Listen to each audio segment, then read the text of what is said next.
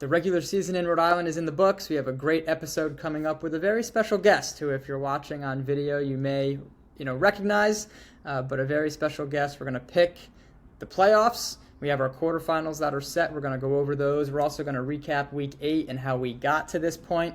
And I'm putting the analysts on the spot. So some of them couldn't make it this week. You'll have to ask them in person, and I'll put them on the spot next week. But we're going to pick the quarterfinal matchups. And then we're going to kind of keep these guys going and have them pick the semifinals and their champion. And then, of course, they get to change next week when they're wrong, when somebody loses and they made a wrong pick. But let's get to the show. We have a loaded show, especially with the regular season coming to an end and the playoffs starting next week. And a very controversial is fair, but it really is what it is, between the Halfway Crooks and Air Mambas. We'll get to that shortly. But first, let's get to the show. Yeah, this is the Legacy League. Tell me what will your legacy be? Yeah. Week 8, the summer 2025 regular season in the books. Matt and Trent, a familiar face, standing by. Let's break down Week 8. Not quickly, but we probably don't have to spend a ton of time on really 3 of these matchups because we had some wide margins in Week 8. Let's start with the Halfway Crooks and Air Mambas. I obviously have some things to say just about the rules, but kind of have to fill Trent in a little bit and see if he caught the end of this game and kind of what went down. But yeah, let's start with the 2-point game at 7:30 where the Halfway Crooks escape. And I use that word a lot, but boy, escape is fitting in this one. 87-85. It was a buzzer beater to win it.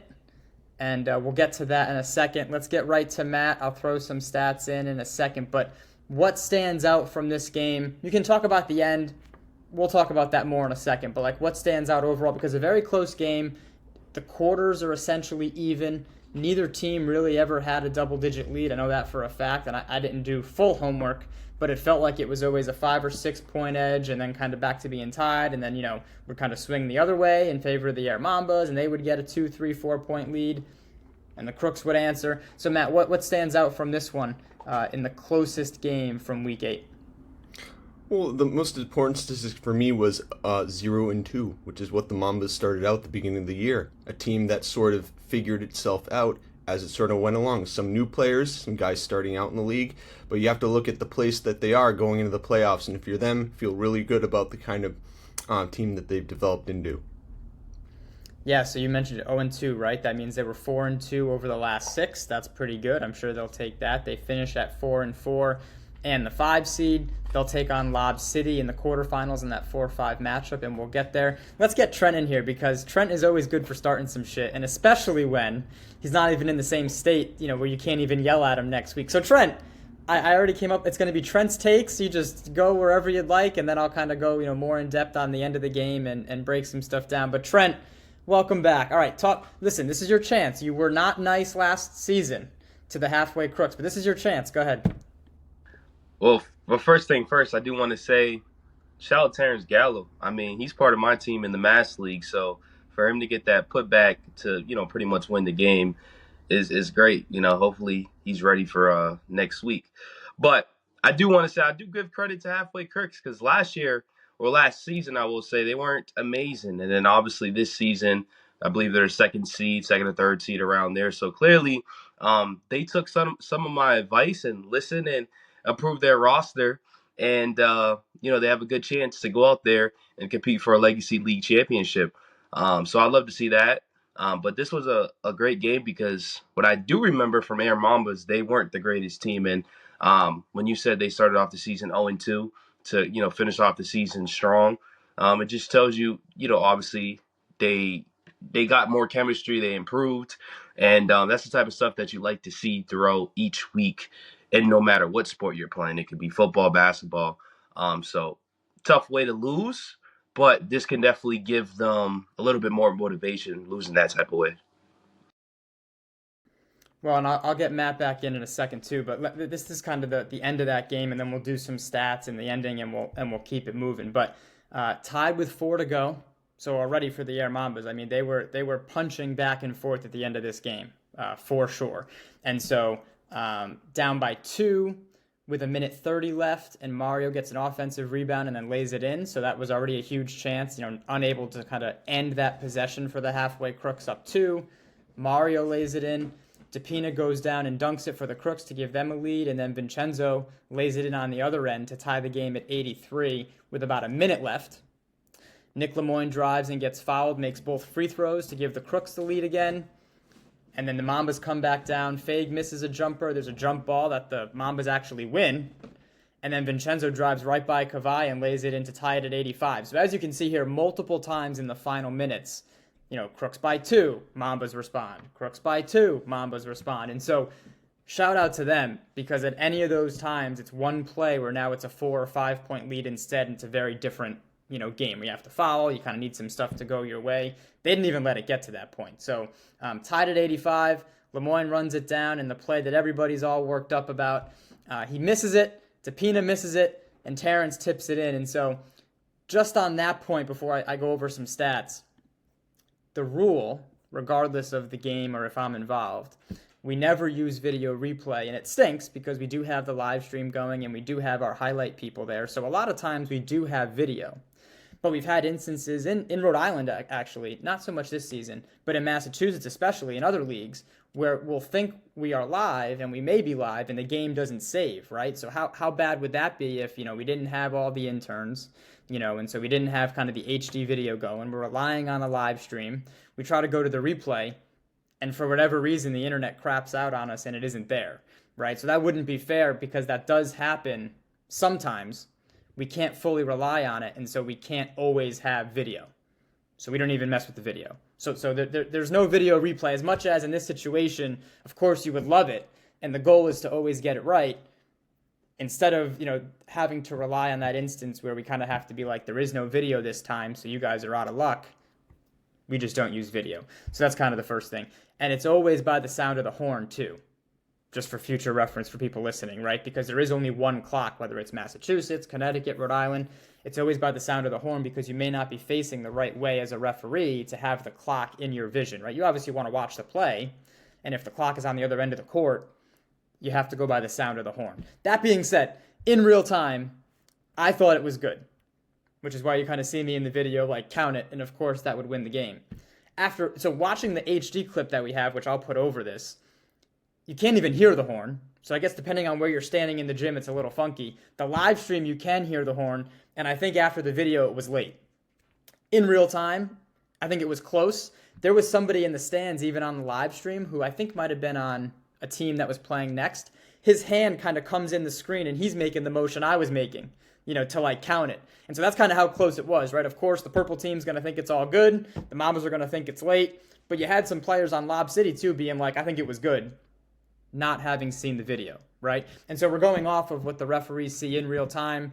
They got together, they made the call, and that's how it goes, And so I'll do stats in a second, but and some of the players have already reached out to me that, in the heat of the moment, they say stuff they don't mean. It's all good. I've been called much worse.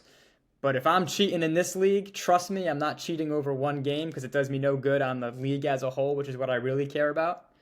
And if I'm cheating, I ain't cheating well, because the halfway crooks have never won this damn thing. So either I'm bad at cheating or I'm not cheating. So I just like to put that out there to Trent's, smile, because the crooks stink. And I actually got some nice things said by Trent. So Nick Lemoyne with 32 and almost won it. He almost made that first bank shot too. It rolled out, but a great look for him. Kavai Simpson with 26. Chris Vincenzo with 38, and he shot 63% from the floor and 3 of 8 from 3, 11 rebounds. Chris Fague with 26, and he was 11 of 18 and didn't miss a 3. And Steve Simone, just 3-point sniper, 5 of 13, but he still made 5 threes. And a lot of times were big shots for him to kind of keep the Mambas in it. When I talked about it, the Crooks might have been up 4. Steve Simone hits a 3. So the Mambas will get another chance at Lob City next week. They will be the 5. Lob City's the 4. The Halfway Crooks as the 2. Next week we'll take on the RI Warriors as the 7. That's enough analysis and crap from me. Matt, anything else? Kind of jumping back in even on the end of that game and kind of your perspective a little?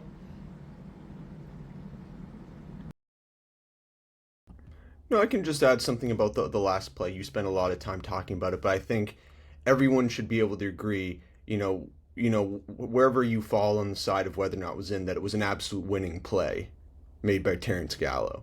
And those are the kind of plays you need to be able to make in the playoffs. Like, I think if you had to lose with someone having that kind of, wherewithal, that kind of basketball IQ, that kind of just to make that last second effort, I think you have to sort of respect that. The other thing that I thought was, Nick Lemoyne, such an offensive threat, as you sort of mentioned, a sneaky, really good three-point shooter. You can forget that he's got a really good three-point shot.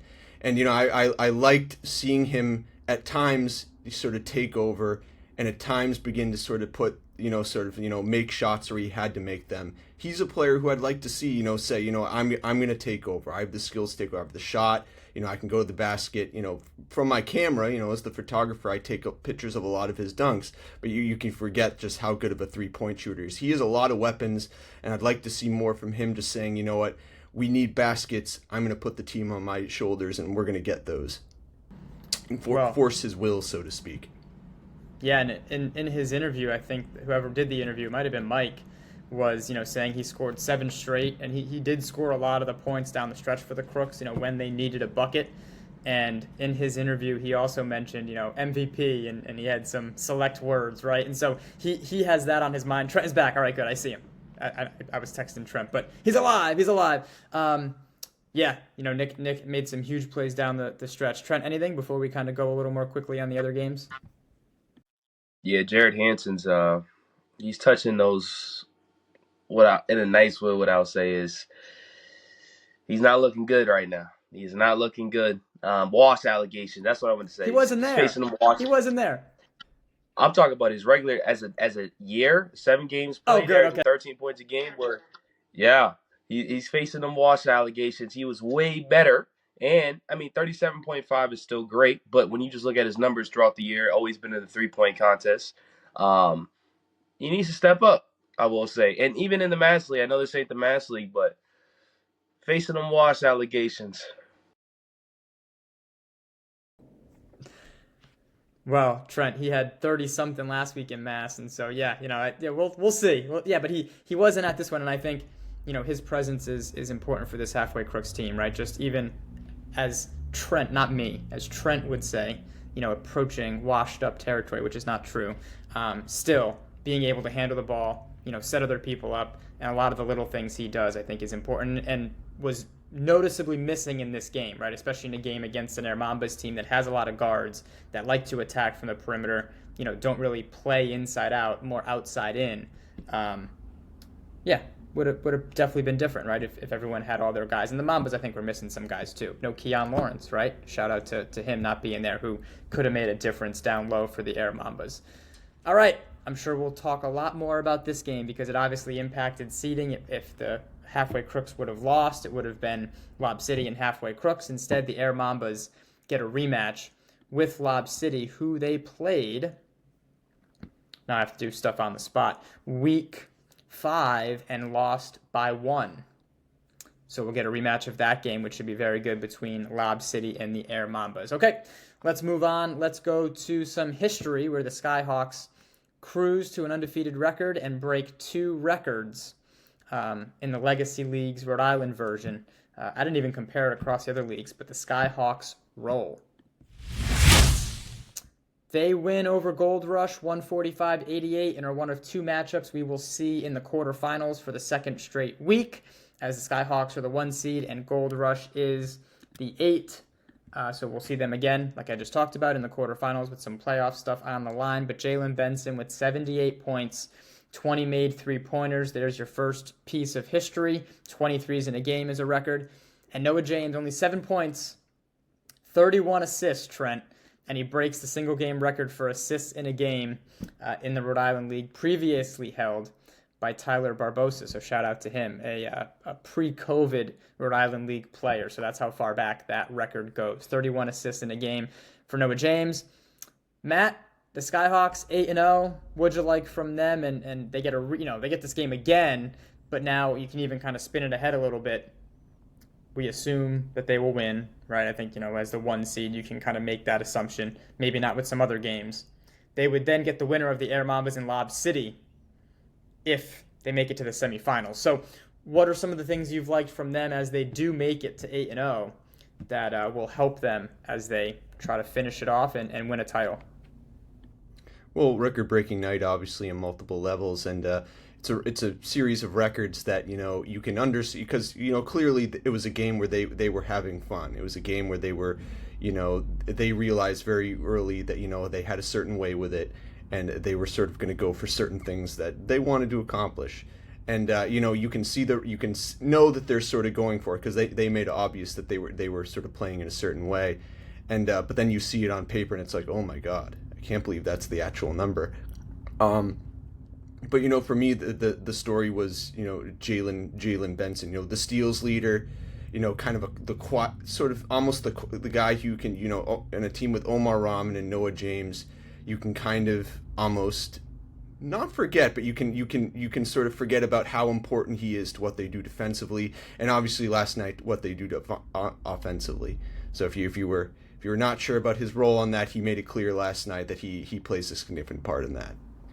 Oh yeah, a dominant performance by the Skyhawks. Trent, I know you've been watching from afar, but the Skyhawks team, man, 8-0, that's not a light feat. And what do you like from them as a team, right? Noah James, I know you were around. Well, Noah wasn't in it last season, but he won the 3-point contest last season, and you've seen Noah up close and personal in Massachusetts this season, right? So, a Noah-led team, what do you like, Trent? I honestly think just how I believe Noah was injured last year, just didn't play, obviously, like you said. But the fact that he didn't play last year, he comes in both of your leagues, both Skyhawks, and dominates. Not just he's dominating both of these leagues.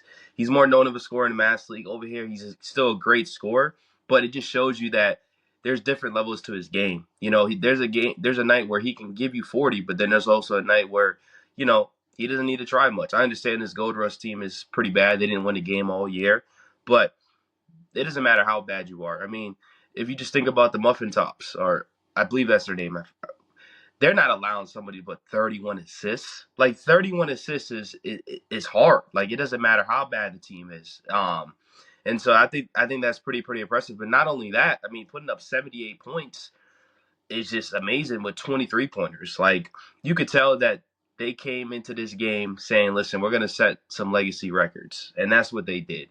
And the crazy thing is about it is like Noah 31, Jalen was 78, but their second scorer, I cannot pronounce his name. I believe it's Domoy. He shot 77% from the field and 22 points. So like the whole team played well. They shot 60% as a team. I mean, at the 3-point line, they shot 43%. So, I mean, it was just overall a good game for them. And like I said, the dominance from the Skyhawks just has been shown. Going undefeated isn't easy at all.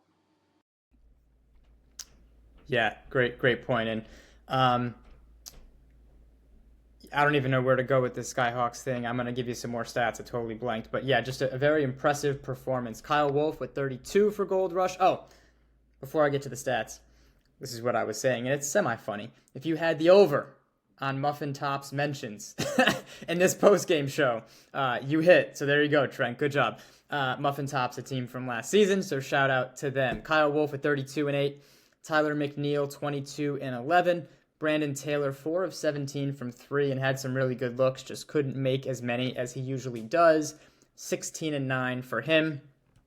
And Wyatt DeMarco, 10 and 8 for Gold Rush.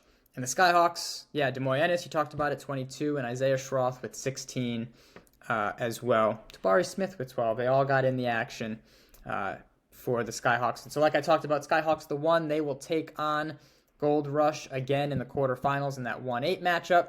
And so let's just do the other matchup, and we'll save Lob City. Let's do that other matchup that we will be seeing again in the quarterfinals as the Road Dogs and Rags faced off in Week 8. At that point, we already knew because they were the last game that the result didn't impact the seeding. And so we kind of knew that we were getting this matchup again. And it was a little closer throughout than I think the Road Dogs would have liked, and they kind of pulled away in the fourth, but let's talk about it. Yeah, 105-80, and it was a 16-point edge in the fourth, and only a 6-point advantage for the Road Dogs in the third. So kind of at halftime and at points in that third quarter, it was a single-digit game. It was a 4-point game. It was a one-possession game at times for Rags there, and so they'll need to do that for 4 quarters as we look ahead a little bit to that matchup, which again we will see again in the quarterfinals in the 3-6 part of the bracket. Joe Secatore with 42 and 7 threes. Shaq Ardry's back, 29 points for him, and Kevin Views with 21. Aiden Viveros 9 and 11, and for Rags, Josh Perry had 52. So shout out to him, 52 and 12. Yeah, shot 60% from the floor and 46% from three. So an effective 52 for Josh Perry, and just still the Road Dogs, even without a ton of subs and without their bench, still able to take care of business. Charles Perry with 12. 52 from Josh Perry, 78 from Jalen Benson. The record's 90 in a game by Gian Abedizian a couple seasons ago. So in case you were wondering, 78 points, that's a lot. That actually wasn't one of the 2 records for the Skyhawks. But 52 from Josh Perry, impressive as well, Matt. As this Rags team, right, we saw a lot of good things from them, and then just kind of not enough, consistently.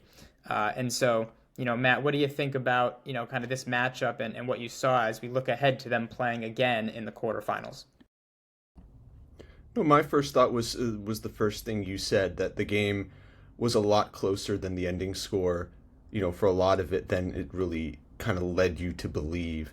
And the Road Dogs, a team that has Kevin Views, they have Shaq Ardry, they have Ethan Austin, Joe Secatore. I look at them and I'm like, and I'm a little bit like, the Rags have, they're led by Josh Perry. That's a big part of, what they bring to the table as far as firepower. And I look at them and I'm a little bit like, there's a guy that needs to be sort of shut down here. And there's got to be a guy amongst that team that can sort of make me feel a little bit less like that, make me feel like that you can just take away what they do well, because they rely on sort of one source for that.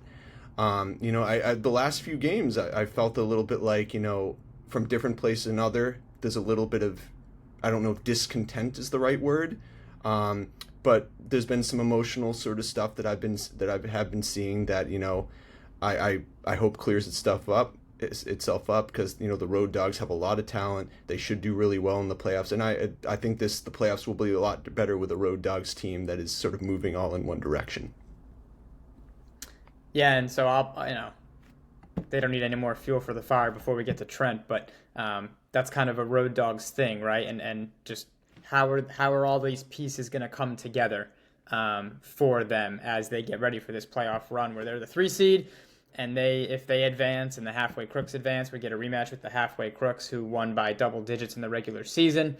And so, that'll be a great matchup in the semifinals if we get it, but some teams are trying to pull some upsets. Trent, the Road Dogs have some familiar faces that you've seen, in multiple seasons as well as in Massachusetts, so you got that perspective. But, this Road Dogs team, and we're going to make picks in a second, so hang tight on the show. Don't go too far ahead. But what do you like, from what you saw in Week 8 as, the Road Dogs win and lock in that 3 seed in Rhode Island? I have a lot more negative to say, but I'll keep that, I guess, later. I'm not a big fan of the Road Dogs team, and I explain that later. But, the most positive thing I could say is they won the game. They finished off the fourth quarter by outscoring them by 16. Like you said, the first 3 quarters were pretty close. The first quarter, you ended in a tie, and then it was 27-24 to 25-19. And then, obviously, they closed it out and make it look like a blowout. But this game was pretty close, and I'm actually not surprised that it was close. Like I said, not the biggest fan of the Road Dogs, and I'm holding a lot of stuff in. But what I will say is, though, they did some recruiting, or they did bring a big in, because Aiden, I forgot exactly what team he played for last year, but I know he was injured. Jim Rats. Jim Rats. He was their big man, so obviously they did bring in a bigger body, 9 points, 4 for 5. So I thought that's very, very interesting over there too. But like I said, not a fan of the Road Dogs, and Ethan Austin is my teammate, but I have a lot to say about Ethan Austin too. Yeah, I told you, Trent's takes are back, baby. They're scorching hot. All right. You have to let it out, Trent. All right. By the end of the show, listen, I'm in favor of Road Dog slander, especially with how the bracket worked out, right? So we might have to kind of cut it and save it maybe for next week, and I'll play it, right before the halfway crooks potentially play the road dogs potentially in the semifinals. But we can kind of use some of that motivation, Trent. So I like it. In case anybody missed Trent, and the road dogs did not, he's back from last season. So there's that. The road dogs, like I talked about, they finish 6-2, lose the head-to-head tiebreaker with the halfway crooks, which is how they are the 3 seed, and will take on the 6-seeded Rags, who finished 3-5 in the quarterfinals on Tuesday night. All right, let's get to the last game, Lob City and the RI Warriors, as Lob City finishes at 4-4 and takes the 4 seed. Let's see what we got here. 108-84. No Hachi Amini this week, but a combined 83 points by Cody Crawford and Gian Avedijan. Almar Sabat back with 16-12, and the Lob City maybe a little even in the first quarter, kind of took control in the second, and really was able to keep the RI Warriors at bay. I think Lob City has a much bigger conversation, and I was talking to Cody and Gian after the game and just about a lot of things about Legacy, which was a lot of fun, but especially with this team, they're 5 or 6. Cody, Gian, Almar, Nuri, Hachi. If we can get that full, unit there for this playoff run, they're a dangerous 4 seed, I think, is a quote unquote from Cody Crawford. And, what do you expect him to say, right? Trent, you might be in trouble, Trent, but we'll figure it out. Matt, let's go to you first and kind of talk about Lob City and how they beat the RI Warriors. For me, the story of Lob City a little bit, the last, I remember, you may remember too, I began the season having some not super nice things to say about Lob City. The Celtics got old quote comes to mind.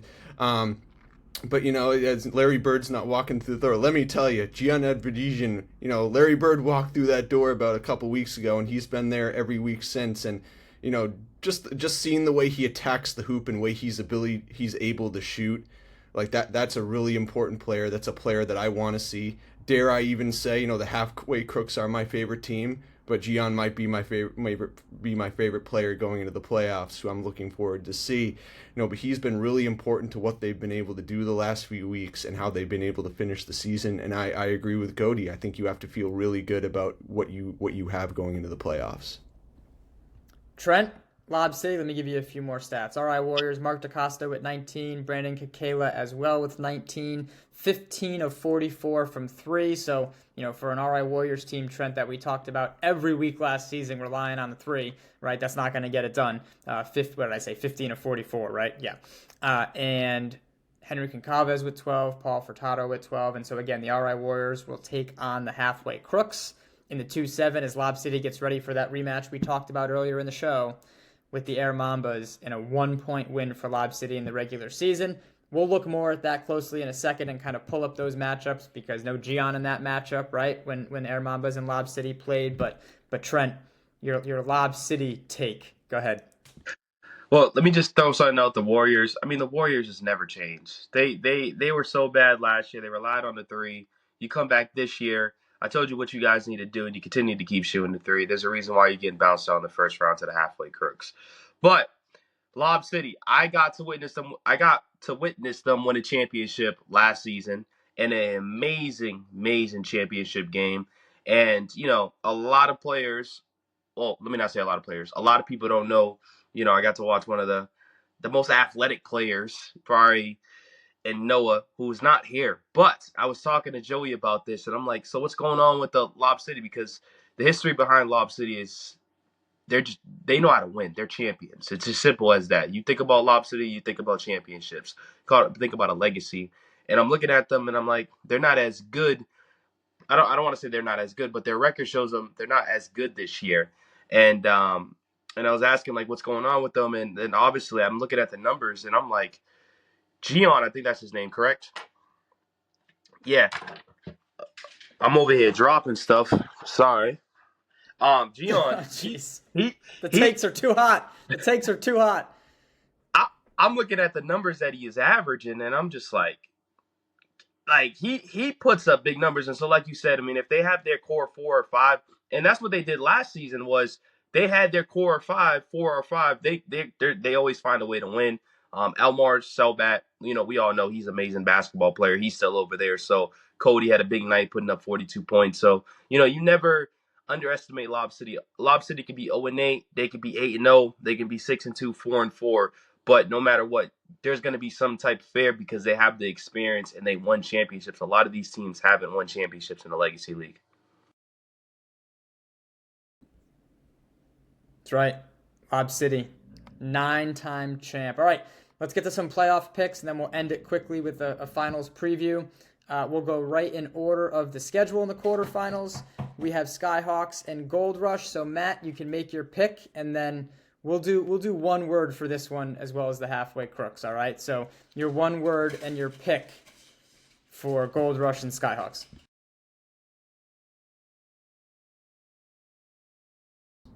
Dominance, and I said too many words.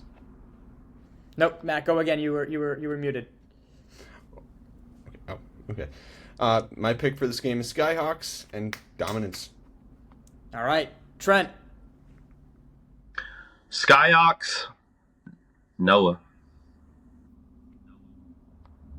All right, nice and easy. And again, this is a matchup we saw in Week 8, so we just talked about it. There's not much history to go off of with this one. All right, let's jump around. Let's do the Road Dogs and Rags, another matchup that we've seen in Week 8. So there's not too much to look back at as far as when these teams played in Week 2, right? So, Matt, your pick, and you can go a little longer on this one, but not too long. So your pick and why. Which game are we doing again? I'm sorry. Road Dogs and Rags, the rematches from Week 8. Oh, okay, yeah.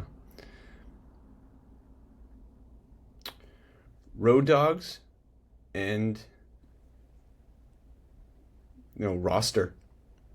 All right. Trent, who you got? Man, I'm wrong with the Rags, man. Listen, the problem with this Road Dogs team is, one, they don't have Kareem Cooper. I believe he's injured. Two, when you look at this team, Shaq Audrey only played 4 games. He's inconsistent, can't rely on him. That's another thing. Anthony Lyles has been in and out. I hardly seen him in both leagues. Well, I would speak for this Mass League, but I haven't seen him. And even when he's out there, he's non-existent. I just can't trust his team. Ethan Austin plays around too much. And I know I'm going on, but he plays around too much. He loves throwing the ball, tries to make highlights for Instagram. We're trying to win games here. We ain't got time for that. So Ethan Austin, Joseph, and Kevin Buse, it's just not going to work out together. It's like they all need the ball in the hand. It's not going to win you a championship. I'm sorry. So I see an upset. More of a pick against the Road Dogs than for Rags. But all right, Trent. He got it all out. He didn't save anything. I love it. All right. Jeez. All right, let's keep it moving. Let's do the halfway crooks. We'll save the 4-5 for last. So halfway crooks, the 2 seed, take on the 7-seeded RI Warriors. We actually have to go back to Week 1. So no Kavai Simpson for the halfway crooks. The RI Warriors had almost their entire team in that game, and it was the halfway crooks 111-61. Like I said, back to Week 1, right? So both teams are going to be very different from Week 1 to now. Matt, who you got in this one? And you can go a little longer, but yeah, who you got? I got halfway crooks. Word's got to be favorite. All right, Trent. Yeah, I'm not even going to go say too much. I'm actually going to be voting for Joey. Halfway crooks. Our Warriors don't know. They think this is the park. They just love shooting threes, and that's not basketball. You got to play a real game of basketball, not chuck threes. Well, I said it to Joe Secatur just on that point of 3-pointers because we play Team ASAP in Mass, and I just said if you don't miss, you'll win, right? If you just literally make every shot, then you probably could beat anybody. So I think that's a good plan, right, for any team. Don't miss, period. Like, don't miss, and you'll be just fine. All right, let's get to, and you guys can both go a little longer than one word. This is a big matchup, like I talked about. Lob City and the Air Mambas in the 4-5. When they played in Week 1, it was an 84-83 victory for Lob City. Notably, no Gian and no Nuri in that game for Lob City. Both were missing. Cody Crawford had 34, Almar had 27, Hachi had 20. So there you go. And was this the game? No. Did Josh hit the game winner? I think he did. Oh my God, now I'm slacking. Matt, do you remember? I'll go find it. You can make your pick, and I'll come back to that. But this might have been the game where I think Josh hit the wing 3. And like I said, I will do my homework. So, Matt, make your pick, and I will then finish recapping this game. Who you got, Lob City and the Air Mambas, when they play in the playoffs? I got Lob City, and at the beginning of the year I said Air Mambas were the dark horse of the league, and nothing to take away what they've done. I've made it clear today that I think what they've done has been great, and I'm really happy to see it. But I really feel like Lob City is the dark horse of this playoffs, and you need to watch out for them. My one word is, as I've also kind of implied today, Guion. All right. And, I found the clip. So if you remember, they were Lob City was down 3. Almar got fouled. He made the first, missed the second. Hachi got the rebound. They drive it and kick it to Josh Oki, and he hits the 3. So that's how close the Air Mambas were to winning this game. Again, Lob City missing some players, but just to finish the stats, Mario Valerio back in week 4 did have 26. Chris Vincenzo didn't make a 3, and he was on fire this past week, but he had 20, and Chris Faig with 11. We talked a lot about that game. But, Trent, who you got in this one? Lob City and the Air Mambas. So, I kind of already made it known, but, there's always a saying. I kind of want to explain this real quick. There's always that first matchup where the team always finds a way to make it close or upsets them, and then the second matchup they think it's going to be as good as, as the first matchup. And that happened last Rhode Island League where there was a big intensity. I can't even say the word. Big matchup, I'll just say. I believe it was Wasta Boys in Lob City, and Lob City absolutely destroyed them.